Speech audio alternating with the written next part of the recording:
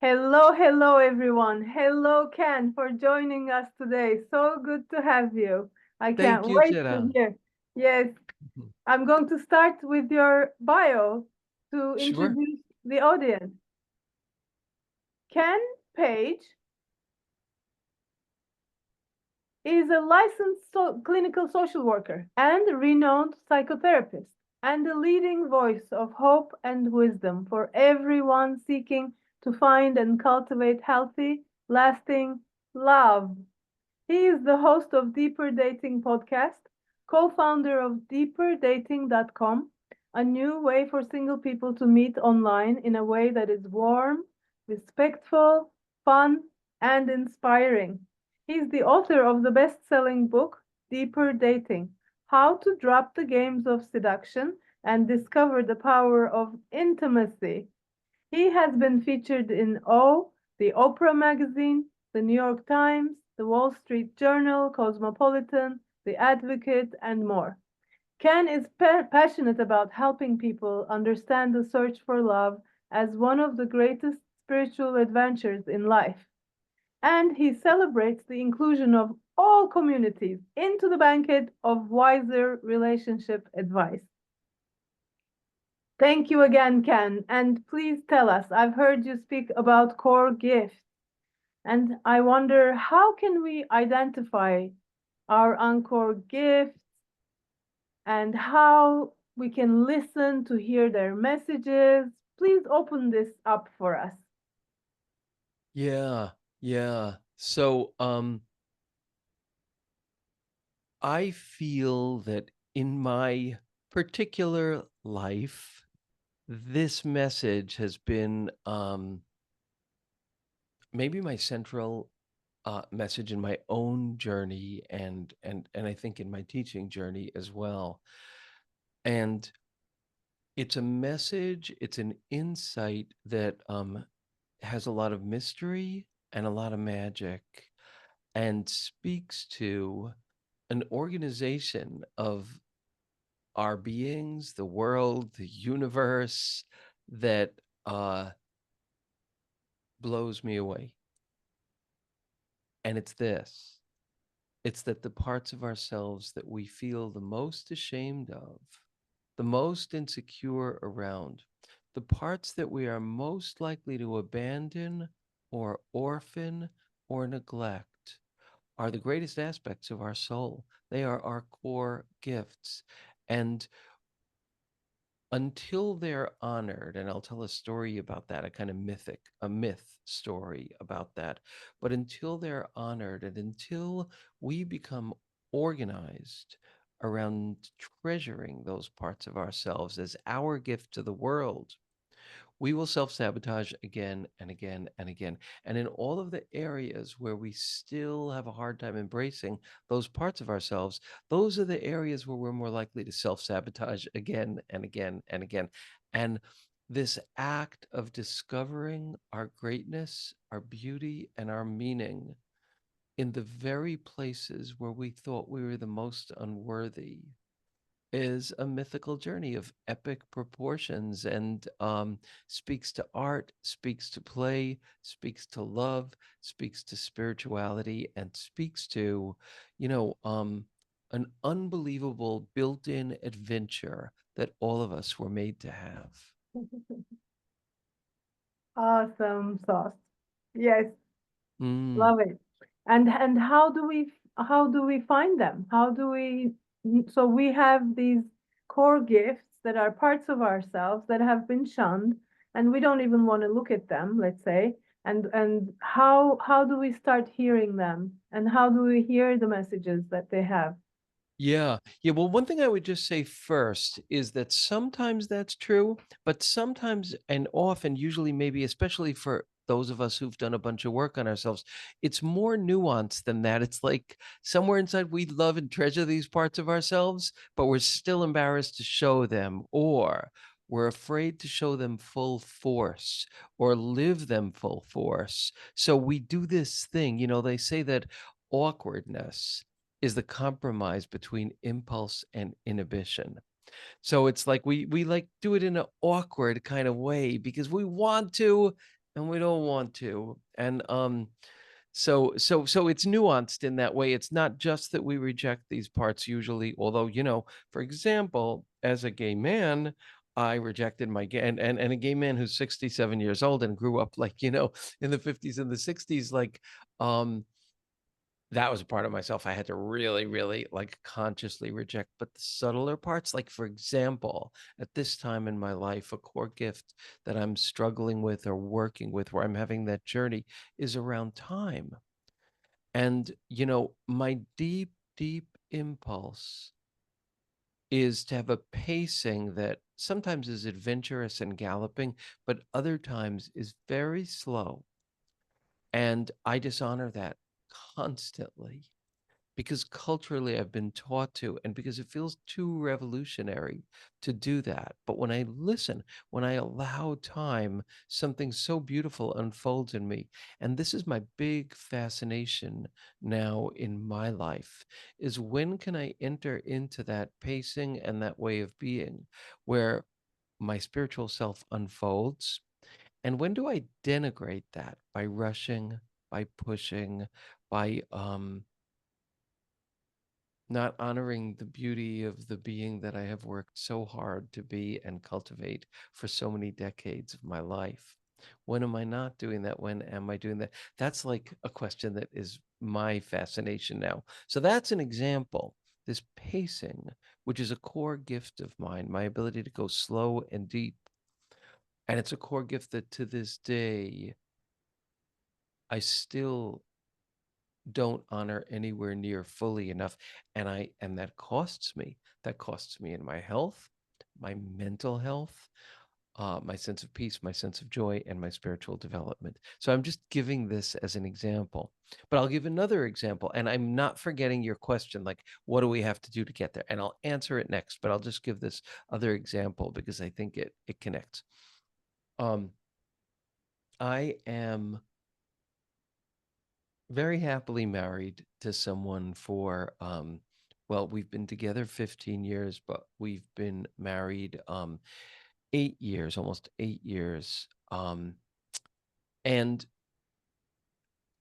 I was single for decades. That's why I wrote this book, Deeper Dating, that book right there. That's why I wrote it, because I was, like, for decades, what I called chronically single and looking for love and failing and failing and failing to find it again and again. You relate, you relate. Okay, yeah, yeah. I actually started a support group for chronically single psychotherapists because, like, and that group really helped me. But, there are lots of us. But so, yeah, so my profound inability to find love, which I thought was because I wasn't confident enough or attractive enough. My deep sense, or maybe I was too demanding or too sensitive or too soft, in a gay male culture that, especially in those days, really kind of idolized masculinity. Like, so there was like shame around all those different things for me. And anyway, I worked really hard at looking for love. I mean, I was on the job. Like, in whatever way, which back then was like, before online dating, even, like the ads and the news. I was on it, baby. I was on it, and I failed continuously. And what I came to discover through my teaching, through my learning, through being kind of brought to my knees, was that the way I was looking for love was the wrong way to look for love. Because I was looking for love by trying to be somebody who was better or different or more marketable than my authentic self. When I discovered that those qualities that I had been so shamed for, which were my tenderness, my goodness, my truth telling, uh, the fierce way that I love, my love of spirituality, but mostly this big ass tenderness that, is like a part of who I am. That was the part I thought was like the most unattractive part of me to men, to gay men and in the dating world. As I came to realize that those were my core gifts and I actually could name them and treasure them and become organized around being that guy, all of a sudden I started meeting people who were kinder and more available, and I didn't want to run in the opposite fucking direction from them. I was less frightened by intimacy, and I was meeting kinder and better men and being interested. And that finally led me, after a lot of years, to my husband, who is like, that's his core gift, is his goodness. And it wasn't until I embraced mine, which I was embarrassed about, that my field shifted and I was able to draw that in and attract that. That's what my book is about. And so that's the journey. Like, what are the parts of yourself that you have exiled or semi exiled? And I'll get to my myth story about that in a minute. But first, let me tell you how you discover your core gifts. And this is, it's in my book for people that are interested in taking this further. It's in my book. It's in my online course. It's in all my episodes of the Deeper Dating podcast. And it's in my intensives, which are very small groups of people that I work with one on one over a course of 6 months. So if you want to learn more about my work, you'll hear about all those different ways. But um,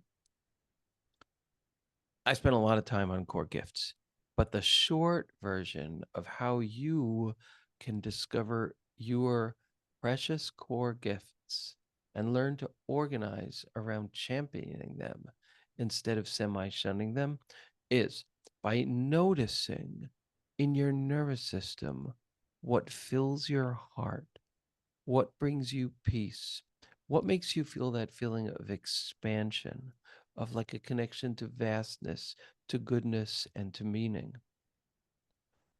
A, and instead of just feeling those as nice moments, think, what does that say about my soul? What does that say about like who I really am meant to be? What does that say about like who I'm meant to be in the world, who I really am? But also, then we ask ourselves another set of questions, which are, what are the things that hurt my heart? What are the things that make me cringe a little bit? What are the things that all of a sudden throw me off balance and I don't feel good inside myself? What are the things that make me lose my center? What are the things that make me feel I'm too much?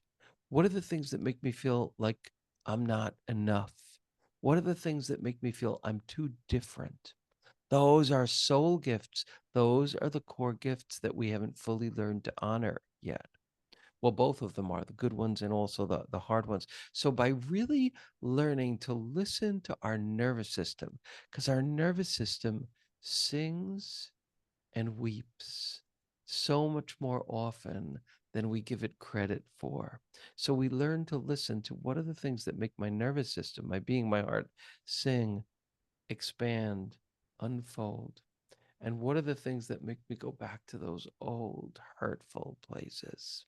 And we learn to honor that. And then we learn to think, all right, what does that tell me about what my core gifts might be? When you do that enough, notice those things and then think, what could be the core gift here? It's almost like a connect the dots kind of puzzle. A picture emerges. And that picture is like the potential of who you're meant to be and what your core gifts are. And I teach, very concrete steps to be able to like name those core gifts, because we need to name them.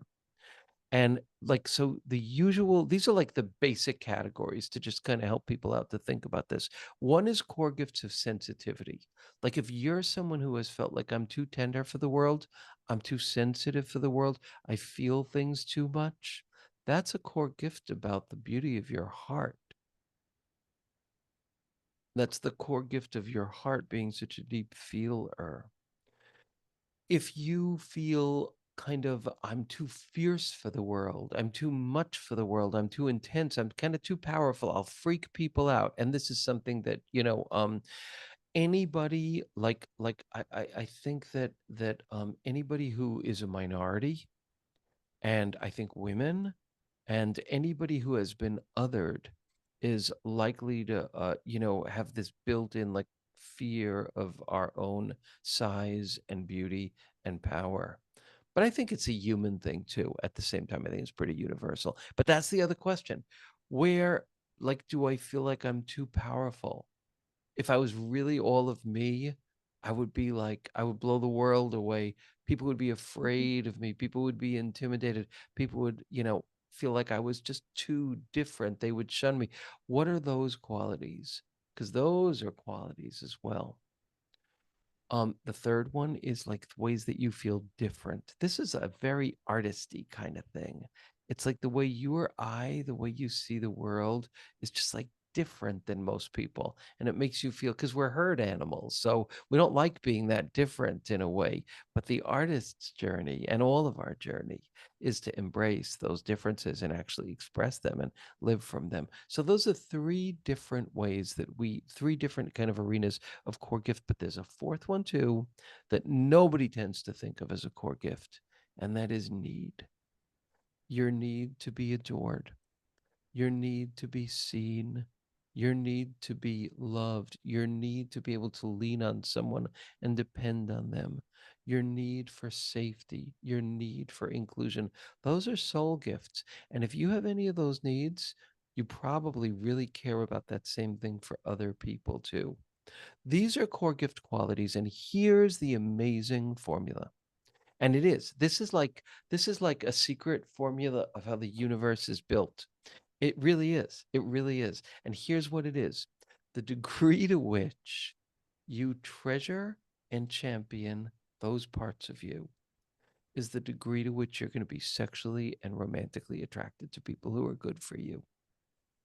The degree to which you're ambivalent about them is the degree to which you're going to be sexually and romantically attracted to people who are ambivalent about them.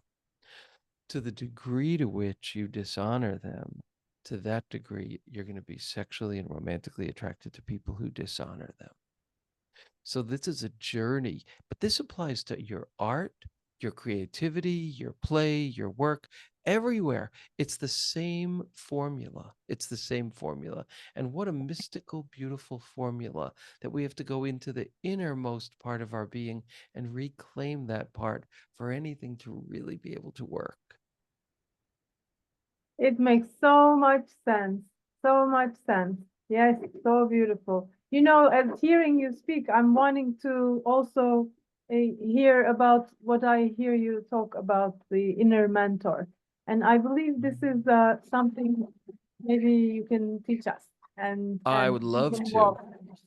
Yeah, I would Yeah? love to. I would love to teach you that. Yeah. But if I could, before that, I want to share this myth, this Yes. like kind of universal myth. Okay, so here's what it is.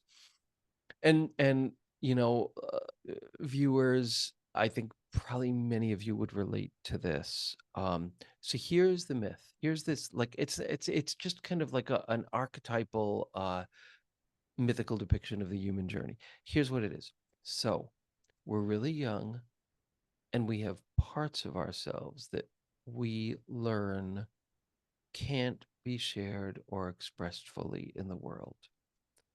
They'll be taken advantage of, they'll be violated, they'll be milked, they'll be colonized, they'll be stepped on, they'll be neglected and unappreciated. So, for all those reasons, we take those parts of ourselves and we think, well, if I'm going to make it in the world, I cannot be leading with those parts of myself because I'll get hurt. I'll get trampled. I am not a fool. I am not an idiot. I'm not going to like go into the world and have that part stepped on and spit on. And no, I'm going to be smarter and I'm going to be successful. So I'm going to leave those parts back, way back, and I'm going to go out into the world with my more successful parts or the parts that I have forecasted will be more successful. So the myth, the image is that there are those precious parts of our being and we leave them behind locked doors, behind shuttered windows in our original home of origin. We go out into the world, but there's a and we succeed to whatever degree we succeed.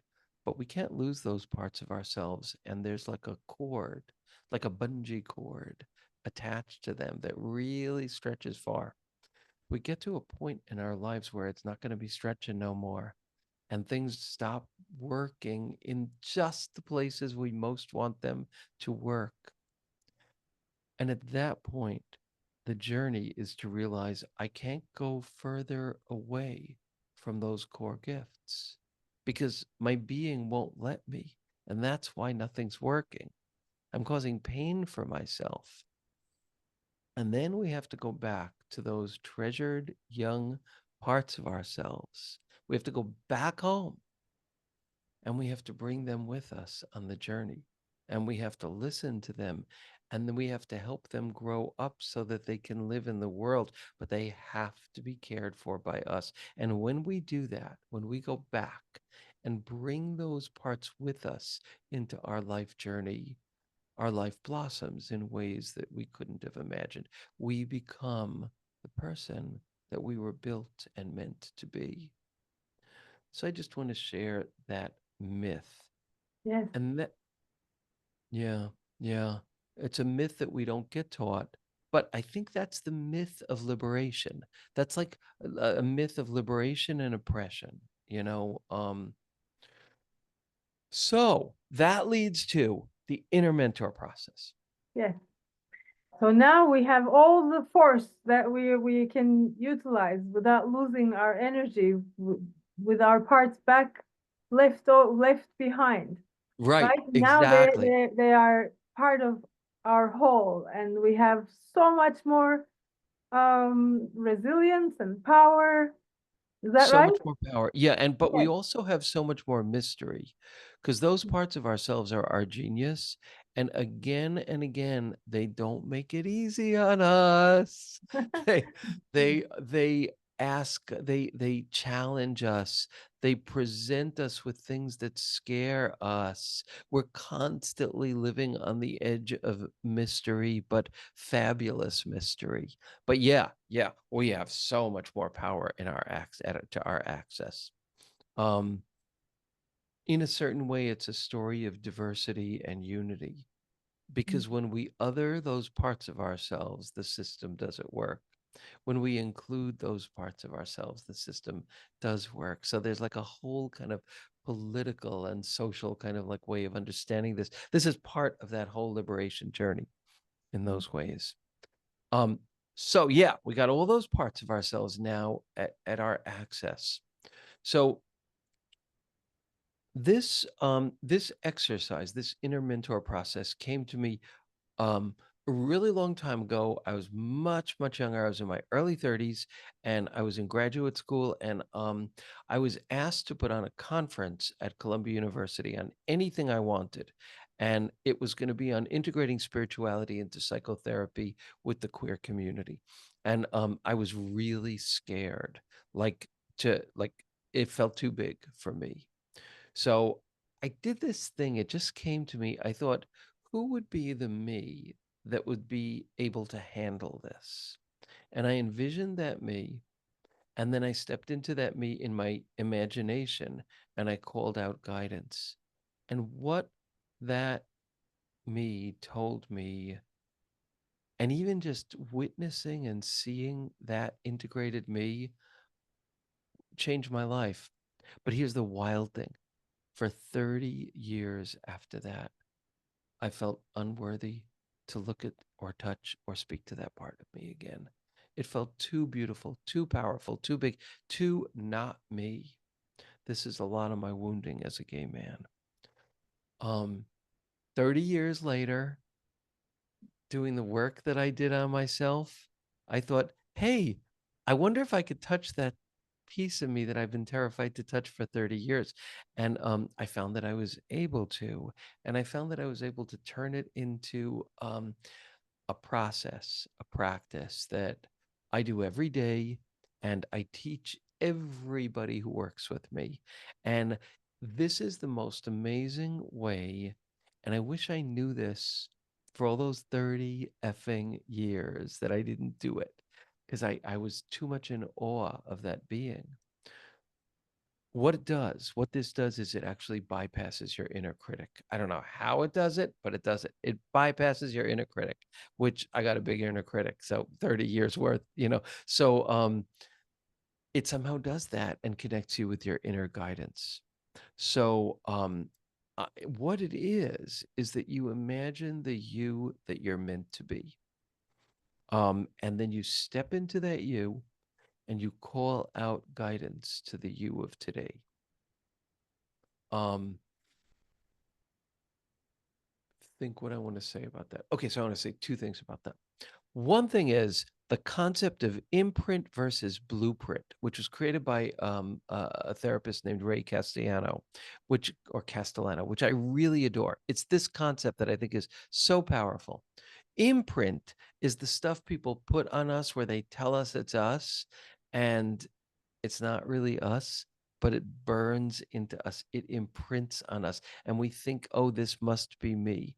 I'm, whatever it is, I can't be, it usually tells us all these things we can't be about ourselves, but it's an imprint about who we are.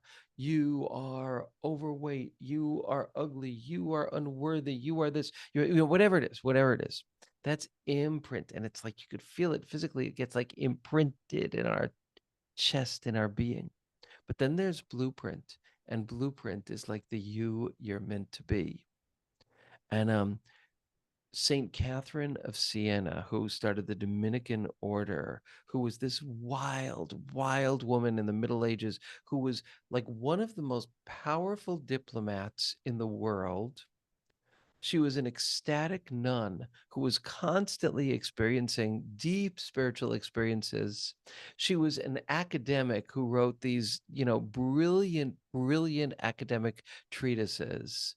This was a woman in the Middle Ages, and she founded an entire order. And her quote, which I will read because I have it hanging up. And if you don't like the theistic word, you could change it to whatever you like. Be who God meant you to be, and you will set the world on fire. So, this inner mentor process is you being who you're meant to be and calling out guidance from that space. So, I'm going to guide you in it right now. All right. Okay. So, close your eyes.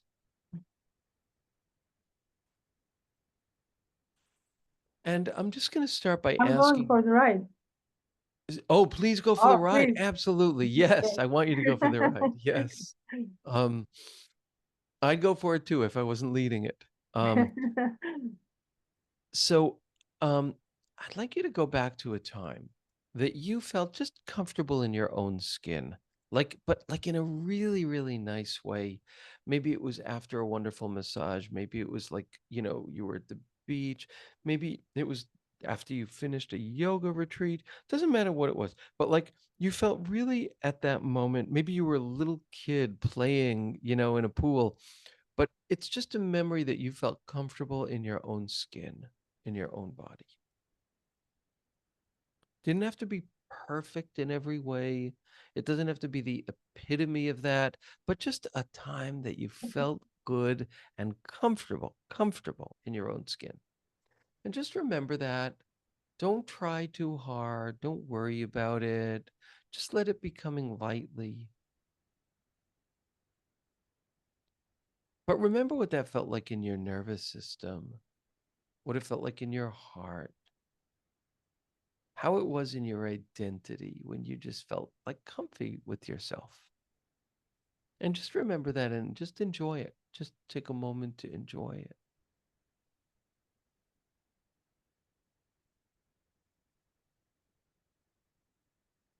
You were you at that time, and it was nice.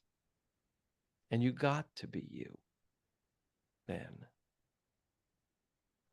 So let that just kind of ripple around. Let it be. And now I'd like you to think of another memory. And it's a time that you felt really connected to love. I would ask you not to pick a time where you felt connected to love and then you felt betrayed.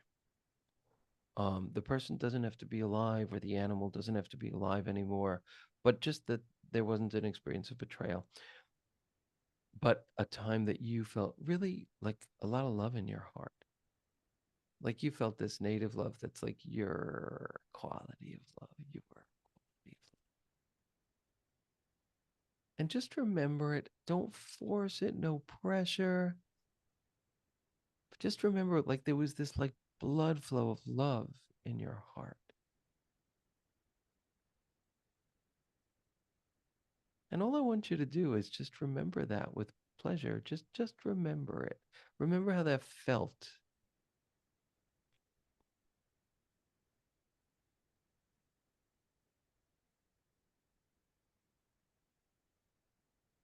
Beautiful. Just let that be that part of you. And now, I'd like you to remember a time that you accomplished something that, like, afterwards, you just felt like really good. Like, I did that. Wow, I did that.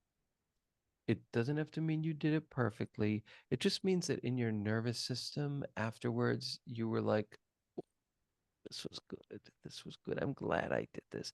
I'm kind of proud of myself. I feel good that I did this. I didn't give up. I did this. Like that kind of feeling.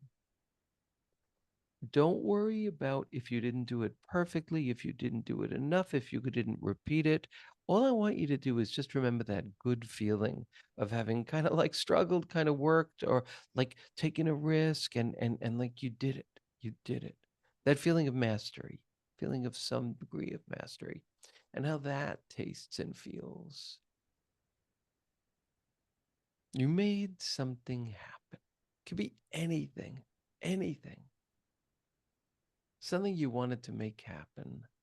You made it happen. Just want you to remember that particular taste and just let that kind of float around.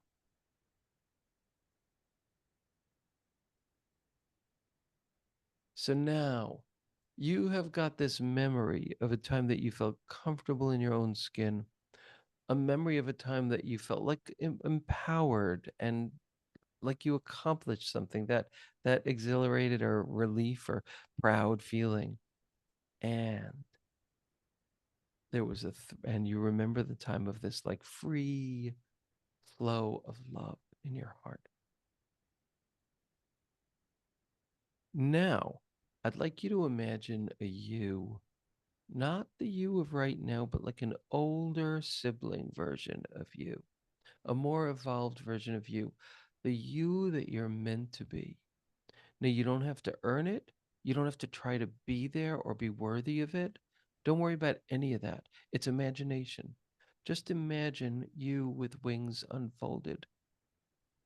You, just the you that you are meant to be. Trusting yourself, treasuring yourself, being yourself. Just being yourself. Imagine this you who's not afraid to flow that beautifully and powerfully and fully. This is like full on you. Just imagine that fabulous you, that older sibling version of you. Look at that being's eyes. Look at their eyes. And just see, just notice, like, what do their eyes reflect? What do your eyes reflect when you're in that state in the future? What does your face reflect? Maybe where are you standing or sitting? Maybe what are you wearing? But mostly, just imagine what it feels like to have this coursing through you. This beautiful essence of just plain you, you, you. And now I'd like you to step into that you. It's an imagination exercise. You don't have to earn it. Just step into the you, this delicious, delicious flowing you. Just step into it. Just step into it in your imagination. You're not there yet, but you know this place on some level because it's you. So step into that and be inside this inner mentor, this evolved, essential, wings unfolded you. And look at the you of today listening to this episode right now. And if you're alone, you could do it out loud. If you're not, you can do it silently. Call out the guidance from your heart. Anything you most want to say to that you who's maybe struggling to get to this place. You are like the loving, bigger self. Just call out whatever is in your heart, whatever guidance just comes to you that you want to say. So just take a few minutes now and do that and just see what comes, silently or out loud.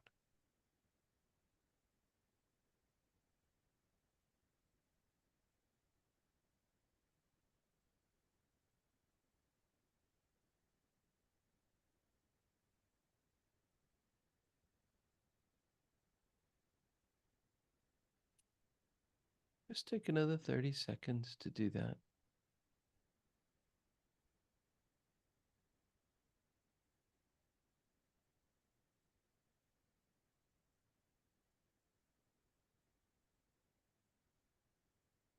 Beautiful. Now stay this you that you're meant to be and open up your arms. Stay in the imagination. Stay in that role. And in that role, in your imagination, open up your arms and let the you of today come into your arms. And just hold that you, the you striving to become this you. And now you're in the fabulous position of being both yous, the you of today and your beautiful inner mentor hugging each other. Just take a moment to feel that synergy.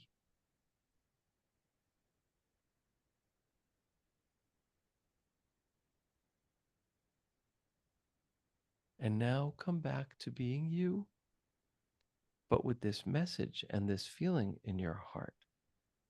Because now you have such a clear glimpse of the being who's not so far away, who is the potential of you.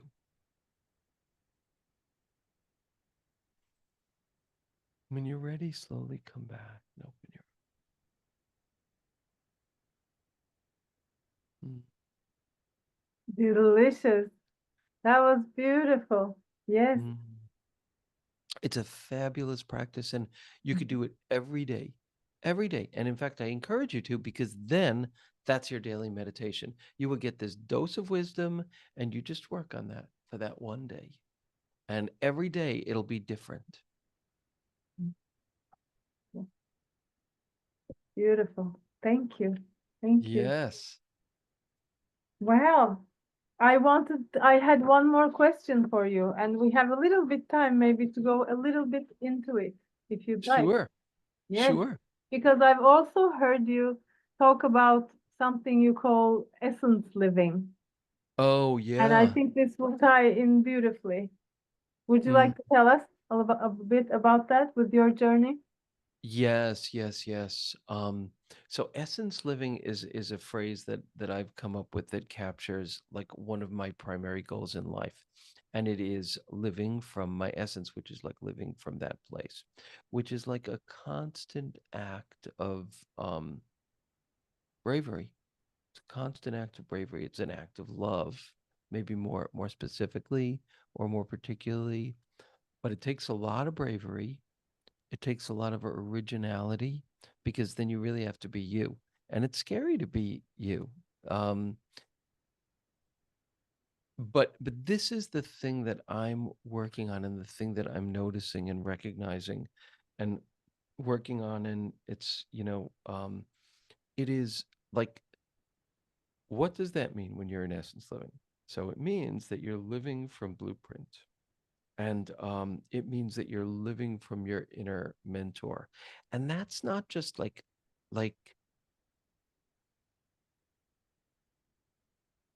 that's not just an easy, comfortable state, at least for me. It's very challenging. It's Like very the two of us. demanding. Yeah. Oh yeah. Yeah. Um, that part of me is always beckoning me to more, to newer, to deeper, to fresher, to truer, to slower, to more truthful. And that's like the possible me. right next to me at all times. But what is amazing to me, what I am so fascinated by, is how quickly I can lose it. Like, I will sit, I've been a serious meditator for like a long, long time, like 40 years. And I sit in meditation and go into these states that are just so magical. And I feel like they won't disappear. I'm like, I am going to hold on to this all day. Oh, gone. Right, right, right. Right. And then I walk out, I walk upstairs, and I recognize that there's a phone call that I don't want to make that I have to make. Essence living is hereby gone. I'm out of it. I am not in it anymore. It's gone. This magical, beautiful state is somewhere else. And when I'm in my to-do list, essence living is nowhere to be found. I mean, it's not that far, but it's not there. It's not there. And I am so fascinated. I'm so fascinated by how exquisite and powerful and amazing it is when I live in essence living, and how easily, how evanescent, how easy it is to drop out of it too. So this is what's really interesting me at this time. And this is like living from your core gifts. And actually I have a map of it. Um, should I share the screen and show you? Yes, please. Okay. This is a map of that. Okay, let me find it.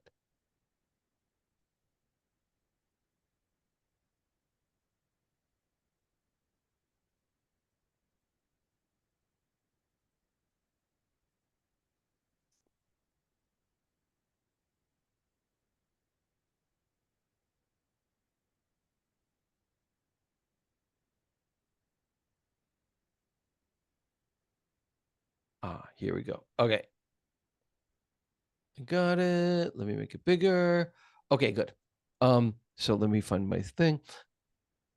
So am I allowed to share? Yes, please. Fabulous. Okay.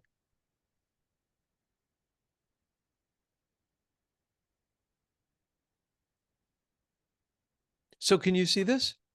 Yes, I can. Fa- Perfect, perfect, perfect. So this is a map of the intimacy journey, the journey to essence living. This is from my book, Deeper Dating. Um, so okay, this is our map. So here are the different zones of our being.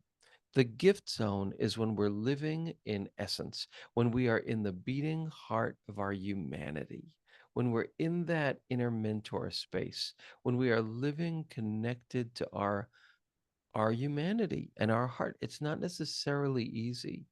It's deeply spiritual, and at its center you can see a little bit of glow here, because this is, that is the essence of spiritual practice, to live in the center and the center of our being. But it's not easy to be able to bear. It's a very it's a hot zone. There's more beauty there, more power there, more grief there, more humanity there than most of us can bear. So, and also more, it's very challenging to be that authentic. But this is the gift zone. And when we're living here, this close to the warmth of our humanity, we are somehow illumined. There is a beauty to us. We are lit from within. Even if we're hurting, even if we're sad, our beauty shines out. But it's hard to live there for all the reasons we're talking about. So it's easy to move out. And the next level out is the zone of protection. The further out you go, the more disconnected you are from the core of your being. The zone of protection, like maybe around this area, is like numbing out, with TV or whatever, scrolling. It's like relief. Working. Did you Work, say work, working? working. Yes. Working. Yes, yes, yes. Getting lost in work. Absolutely, absolutely. And the further out you go, the more protected you are, but the darker it gets and the emptier it gets, till you reach the zone of disconnection, which is a place of deep emptiness and pain. But at any given point, you could just imagine that you have a push pin and you could say, okay, where am I now? Well, I guess maybe I'm I'm teaching now, so I definitely feel in here because I feel that way in my gift zone. Well, what could I do to move even deeper into it? I could slow down now. I could be in the moment. I could feel the richness of this moment with you and with myself. Now I'm more connected to my heart again. I feel some sadness.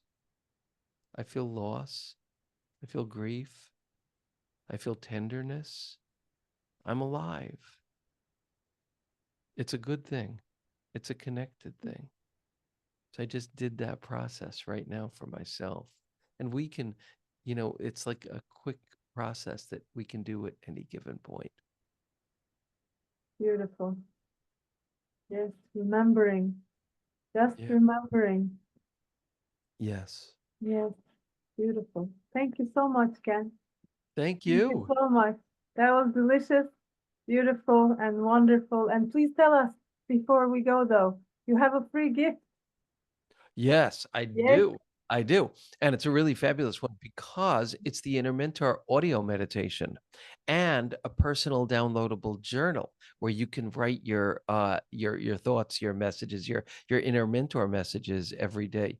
And in addition, there's a very pretty nice, rich ebook, um, which is the keys to deeper intimacy, 5 keys to deeper intimacy. It's 5 idea pieces that went viral on Psychology Today that I wrote that I think are really, really key for anybody who cares deeply about intimacy. And then when you get those gifts, you also get to learn more about all the work that I do and get to hear about that. But those are the free gifts. It's a collection in one package of 3 free gifts. beautiful. Thank you. Thank you. Yes, I think intimacy is the key out of this. I feel like we didn't even go into the workaholic, work martyr kind of situation in our talk today, which is so lovely. I feel that we stepped more into intimacy rather than that. Do you feel Yeah, that? but you brought it up beautifully by noting that that working zone is a zone of protection. So I love that you said that. Yeah. Thank you. Thank you. Thank you. And Mhm. people can learn more about this by just going to deeperdatingpodcast.com. There are 180 episodes. So a lot of rich material there. Yes, And I love that you are doing what you're doing. I don't know anybody else who has created a summit like this. So when you told me about it, I jumped on it, and I'm super grateful for your creativity and originality and like creating something that's such a contribution. thank you. Sweet, sweet and generous. Thank you. And thank you, Thank friends. you. Thank you, everyone.